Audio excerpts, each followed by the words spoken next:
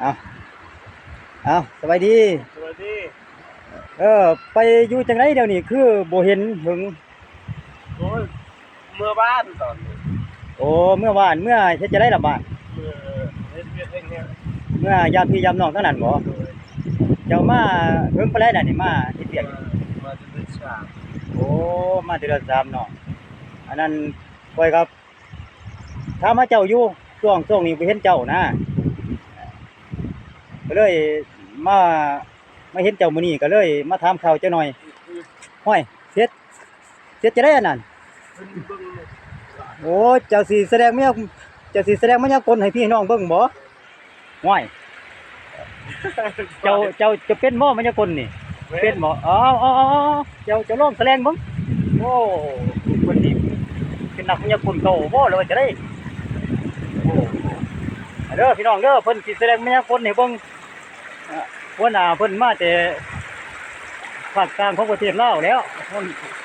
หัวหน้าวิชาการเพิ่นโอ้ห้อยโอ้ท่าเพิ่นสุดยอดเลยโย่พี่น้องไปคอยเบิ่งกันเด้ออันนี้หัวหน้าเพิ่น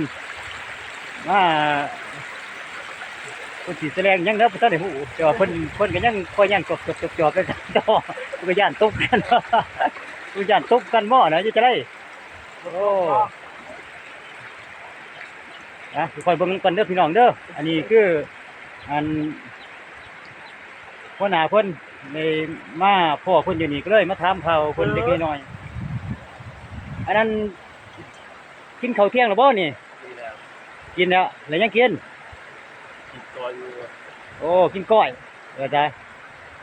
กินกับไผล่ะนี่เอาเสียวอยู่เนี่ยโอ้รอเบิ่งวันนี้เพิ่นสุดยอดเด้ สุดยอดลงตามนั้นนี่แหละโอเคเจ้านำเที่ยวน้ำต้นตาลให้พี่น้องเบิ่งเอาโอ้วิชาการพุ่นนี่ว่าจะได้สิโหลดลงกล้องตาลเลยบ่หั่นว่าก็โหลดลงกล้องตาลเลยก็สุดยอดอยู่หรอกขนาดเพิ่นปินหน้ามาให้พี่น้องเบิ่งติล่ะนี่เด้อพี่น้องเด้ออันนี้หัวหน้าเพิ่นได้มานำเที่ยวน้ำตกตาดที่สวนกล้วยบ้านห้วยกองเมืองปากช่องเฮาเพิ่นก็รับประทานอาหารเที่ยงแล้วเพิ่นก็มาอันอาบน้ำบ่หรือว่าจะได้โอ้เพิ่นมาอาบน้ำต้นตาดว่าซะพี่น้องเอ้ยเออเอาอันนั้นขอถามพี่หน่อยแหน่อันนั้นห้วยจะได้บรรยากาศมื้อนี้โอเคอยู่บ่โอเคเย็นดีบ่หรือว่าร้อนเย็นเนาะโอ้เปียกเนาะเด้อพี่น้องเด้อโอ้เพิ่นเซลฟี่ให้พี่ให้น้องมึงตลอดเด้นี่คือว่าอันนี้คือตัวจริงเสียงจริงเด้อพี่น้องเด้อแต่ว่าเพิ่นบ่ได้นุ่งเสื้อตัวนั้นมานะเสื้อตัวเพิ่นสั่งในเฟซในหยังหั่นนะทีนี้เพิ่นนุ่งเสื้ออันกีฬามื้อนี้มาหัวหน้าเพิ่นนี่มาพ่อเพิ่นห้อยเบิ่งห้อยอย่าไปใกล้ตาดหลาย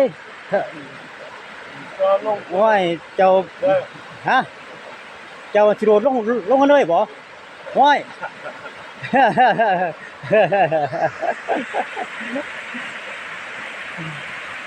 ว่าหน้าเพิ่นกินข้าวเลยดิฮะเดี๋ยวข้าวเล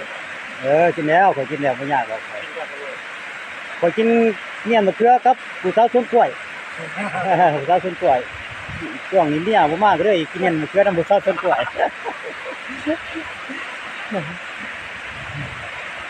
อ่าเออขอบใจเด้อวิชาการเด้อขอบใจหลายให้พี่ให้น้องเห็นตัวจริงเสียงจริงนำกันขอขอบใจหลาย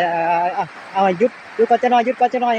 ซลฟี่จะหน่อยโอ้ขอบใจหลายวิชาการเด้อเอาเด้อพี่น้องเด้อเก็บภาพหัวหน้าวิชาการเพิ่นมาทำงานอยู่สวนกล้วยขอขอบใจหลายขอบใจเด้อพี่น้องเด้อขอบใจหลาย